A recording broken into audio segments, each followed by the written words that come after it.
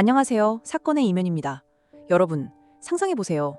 아무도 주목하지 않던 정글 한가운데서 인류 역사상 가장 거대한 규모의 금광이 발견되었다면, 그리고 그 꿈같은 소식이 단숨에 한 작은 회사를 전 세계 금융시장의 심장으로 만들었다면, 지금부터 믿을 수 없을 만큼 화려했던 시작과 그 뒤에 숨겨진 추악한 진실, 그리고 탐욕이 빚어낸 비극적인 결말을 생생하게 파헤쳐보겠습니다. 1989년 캐나다의 작은 광산회사 브렉스 미네랄스의 창립자 데이비드 월시는 인도네시아 보르네오 섬의 부상이라는 낯선 지역에 깊은 관심을 보입니다. 당시 그곳은 일창한 정글 외에는 아무것도 없는 황량한 땅이었죠. 하지만 월시는 이곳에서 전설적인 황금을 캐낼 수 있을 것이라 굳게 믿었습니다. 그의 야망은 곧 현실이 되는 듯 했습니다. 브렉스에 합류한 수석 지질학자 미셸 드 구스만은 이 탐사 프로젝트의 핵심 인물이었습니다. 그의 지휘 아래 진행된 시추 작업에서 놀랍게도 연이어 엄청난 양의 금이 포함된 시료들이 발견되기 시작합니다. 샘플마다 황금빛 광칠을 뿜어내는 가루들이 넘쳐났고, 분석 결과는 매번 상상을 초월하는 금 매장량을 가리켰습니다. 이 소식이 전해질 때마다 브렉스 본사는 환호성으로 가득 찼습니다.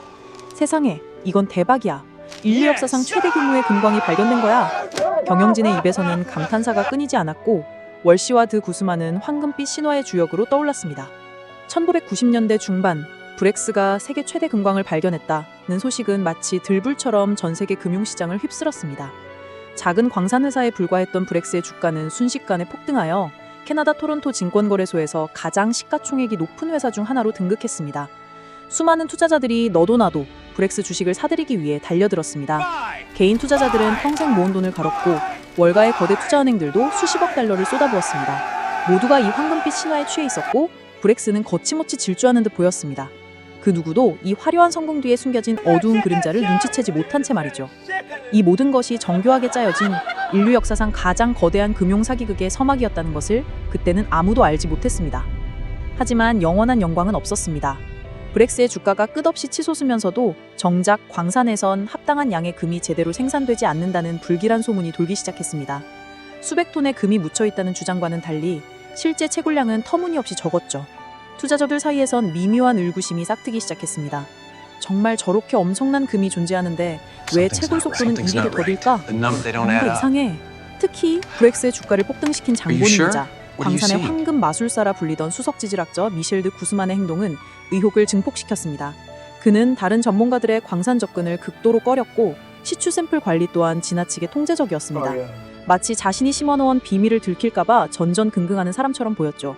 심지어 브렉스 내부에서도 일부 직원들은 샘플에서 발견되는 금의 양이 비정상적으로 많다는 것에 의문을 제기하기 시작했습니다. 그들의 눈은 뭔가 부자연스러운 조작의 흔적이 보였던 겁니다. 하지만 성공의 달콤함에 취해 있던 이들은 그 작은 목소리에 귀 기울이지 않았습니다. 그저 시기심 어린 투정으로 치부해버렸을 뿐이죠. 그러나 의심의 목소리가 점차 커지자 외부의 압력은 더욱 거세졌습니다. 더 이상 브렉스의 일방적인 주장을 믿을 수 없다는 여론이 들끓었고, 결국 브렉스는 독립적인 검증 기관을 통해 광산의 가치를 재평가하기로 합의합니다. 1997년 3월, 세계적인 광산 회사인 프리포트 맥모란이 브렉스 광산에 대한 정밀 재조사에 착수합니다. 이 순간 브렉스의 황금빛 신화는 거대한 진실의 시험대에 오르게 됩니다. 과연 이 모든 것이 진정한 황금빛 미래일까요? 아니면 허황된 꿈에 불과할까요? 숨막히는 진실 공방이 시작된 것입니다. 프리포트 맥모란의 재조사가 시작되면서 숨막히는 긴장감이 감돌았고, 그리고 불과 몇 주 후 전 세계 금융시장을 뒤흔들 충격적인 결과가 발표됩니다. 브렉스가 주장했던 수백 톤의 금 매장량은 완전한 허구였음이 밝혀진 겁니다.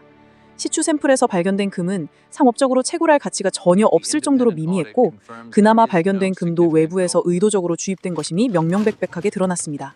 바로 황금 마술사라 불리던 수석 지질학자 미셸 드 구스만이 시추 샘플에 금가루를 몰래 섞어 넣는 방식으로 금 매장량을 조작했던 것입니다.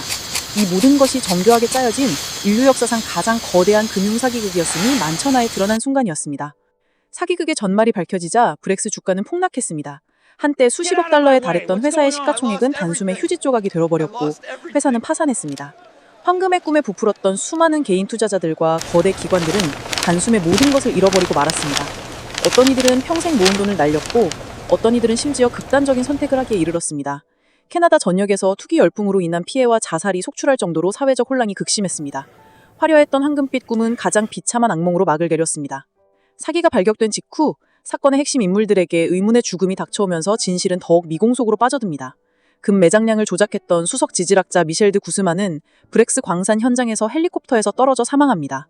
공식적으로는 자살로 발표되었지만 그를 둘러싼 수많은 음모론과 타살 의혹은 끊이지 않았습니다.